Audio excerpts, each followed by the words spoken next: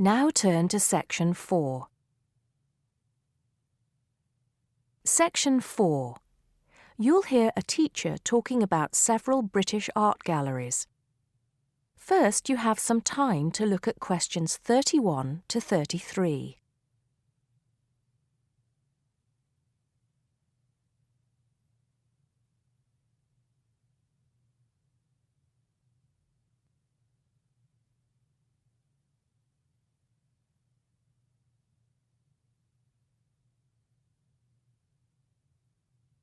Now listen carefully and answer questions 31 to 33. Good afternoon. Welcome to the first class of V100 Art and History.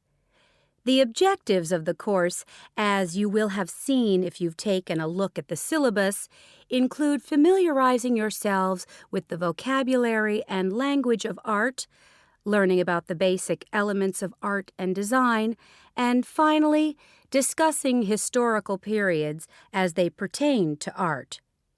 The course will also give you the opportunity to visit some of the many galleries and museums that Britain has to offer.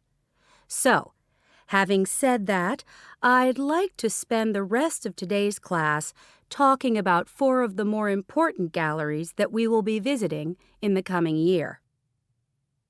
As most of you already know, or at least I hope most of you know, there are 4 Tate galleries in all. To begin, I'd like to tell you a little bit about the Tate Modern. Tate Modern is located in a very busy part of London called the South Bank. It's close to 2 world-renowned tourist attractions, St. Paul's Cathedral and Shakespeare's Globe Theatre. Now, interestingly enough, Tate Modern is housed in what was a power station, built in several stages between 1947 and 1963. It was closed down in 1981 and reopened as a gallery in the year 2000. Tate Modern consists of 5 levels, with the Tate collection being shown on the 3rd and 5th levels.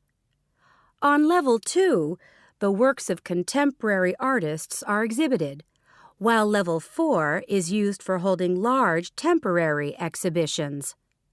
Since this museum opened, it has become a popular spot for both Londoners and tourists alike.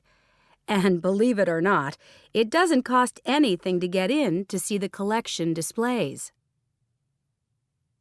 Before you hear the rest of the talk, you have some time to look at questions 34 to 40.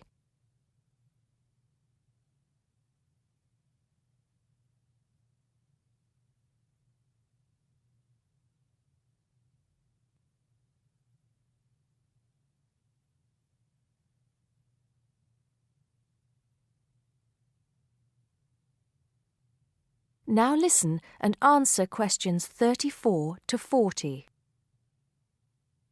Now, the second gallery I'd like to talk about is Tate St. Ives, which is in Cornwall. It was built on the site of a gasworks, and it overlooks Porthmeor Beach. Tate St. Ives is housed in a 3-story building that was designed by the architects Evans and Shalliff. It was established in 1993, 7 years before Tate Modern was opened, and the gallery exhibits the works of modern British artists, including members of the St. Ives School, a group of artists living and working in the area from the 30s onwards. In later lectures, we'll be looking at the work of some of the artists who belong to that group and the ways in which they influenced each other. Okay, am I going too fast for any of you? No? Good.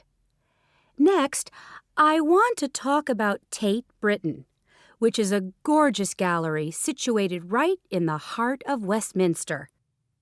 Tate Britain was the first of the 4 Tate galleries to open, and it was established in 1897.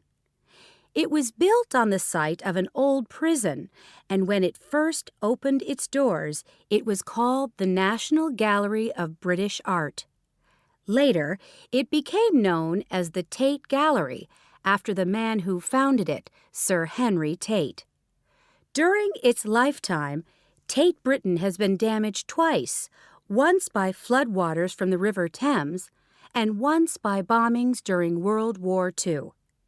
This gallery has an interesting range of exhibitions of historic and modern art from 1500 up to the present day. Now, the last gallery I'd like to tell you about is called Tate Liverpool. It's not hard to figure out where this gallery is located, is it? It was opened in 1988 to exhibit displays from the Tate collection, and it also has a program of temporary exhibitions. Tate Liverpool is housed in what was once a warehouse, and for some years it was one of the biggest galleries of modern and contemporary art in the UK. Well, that's a brief overview of just a few of the galleries we'll be visiting. I'd like now to look in a little more detail at what you can expect to see in each of these galleries, starting with Tate Britain. That is the end of section 4. You now have half a minute to check your answers.